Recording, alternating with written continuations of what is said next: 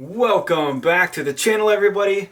Just want to show you guys some of the original boas from the room and from the channel. So we're going to be going through some of the bigger ones, some of the older boas, and this right here is an Argentine boa. It's a purebred, and these are phenomenal snakes. If you don't know much about them, I would encourage you to do some research, and if you can find them, I would encourage you to buy one because they are a little rare, hard to find, getting a little expensive because not too many people are breeding them. They have become a species in South America that is put on the endangered list or a watch list because the humans have been taking over their natural habitats, and so these animals don't really have a natural area to live anymore, so they are dying off. So they cannot be imported into the United States anymore, so you have to find a specialty breeder. I know there's a couple breeders in Canada. I'm sure there's a few in Europe, but to my knowledge, there's only about 4 or 5 real breeders or big name breeders that are messing around with these in captivity. But you can see this is the original one. They do have a Max Pink line, which is very beautiful if you get a high quality one. If you get a lower end Max Pink, I'm told that the colors can fade out pretty quickly, and then they kind of start looking like the original. But I love the black and the whites. They're a lot lighter as babies, so they kind of go through a transitional form on color and pattern as they grow up. But just a gorgeous, gorgeous animal.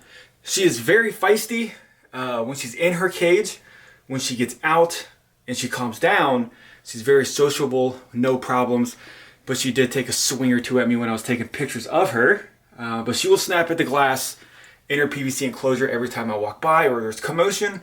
So it makes me a little bit nervous. I do sometimes put paper across the plexiglass so she doesn't hit it and break her neck or break her jaw, but you can see the colorations on her. Even though she's a very dark snake, she's very, very pretty. A lot of really cool markings on her, and she's very active like most boas are. So if you're looking into a boa and you probably have $700 or $1,000 just laying around for a gorgeous animal, definitely would pick one of these up. So let's check out the other ones. Alright, so this is the very, very first boa that I've ever bought. This is what kind of got me into the boa game. So before this I had a king snake and I had one ball python. So this was probably 5 years ago. So this girl's getting some age on her, some size on her, which is nice. Feeding her one large rat every 3 to 4 weeks, which isn't too bad. So this is the common boa. Very beautiful tail on her, awesome markings, really cool patterns, and just a gorgeous animal. So not to mistake these with the Redtails, which I do have 2 of those. They're different bloodlines, subspecies, but they're all boa constrictors anyways. But a lot of people get these confused with the Redtail boas when they buy them at pet stores or reptile shows, and people, it's just a common pet trade name to call these Redtails when actually they're just the common boa, which is kind of cool to have because this is the boa that you would see if you're walking around in South America and just going through the jungles and you stumble across a snake. This is the exact same one that you would find. And I got a lot of really awesome morphs throughout the years, and since this was with the very first snake that I ever had, I'm keeping her until she dies. So a lot of people will get a snake, they'll upgrade into better morphs, better patterns, more expensive snakes, and then they kind of ditch their original snakes because they're not as cool or as popular. But you cannot go wrong with a common boa. They just look phenomenal, gorgeous tempers, easy to handle, easy to take care of, and you can probably find these around $100, which isn't too bad. So I know we haven't seen any of these snakes in a long time.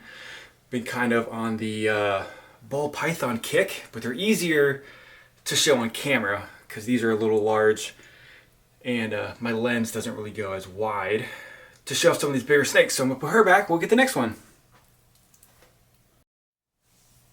And we have an albino boa. It's just a single, simple albino. It has both eyes, which is wonderful. If you're gonna get an albino, make sure it has both working eyes because it is a trait that is genetic.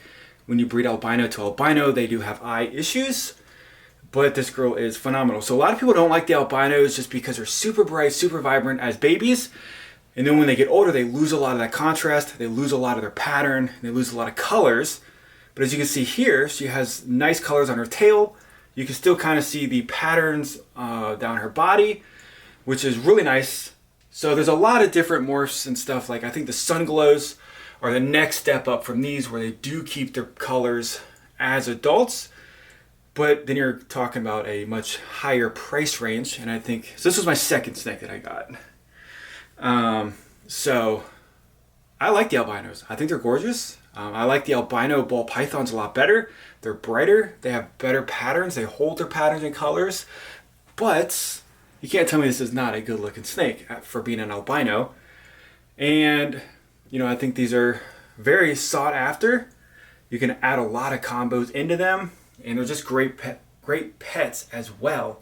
So she's got some good size on her. I'm going to feed all of these later today. I might take a video of that. I don't know. I've been doing a lot of feeding videos, but we'll see what happens. So we're going to check out the next one.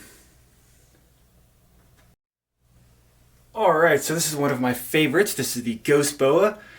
And she's not flashy. She doesn't have any bright colors, but her color contrast is gorgeous. I love the browns and the blacks and the whites, and a lot of these frecklings and these speckles on her are just gorgeous. So I think these are a snake that are very highly missed in the market, but they are gorgeous, and they do have, if you get, so this one is het albino, so it's the anery and the hypo.